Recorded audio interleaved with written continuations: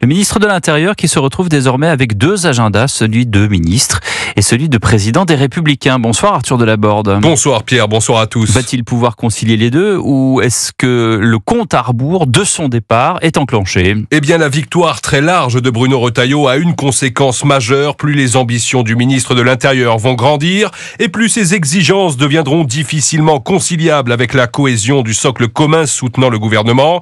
Or, le locataire de Beauvau l'a dit très clairement ce matin dans la grande interview sur Europe 1 et CNews.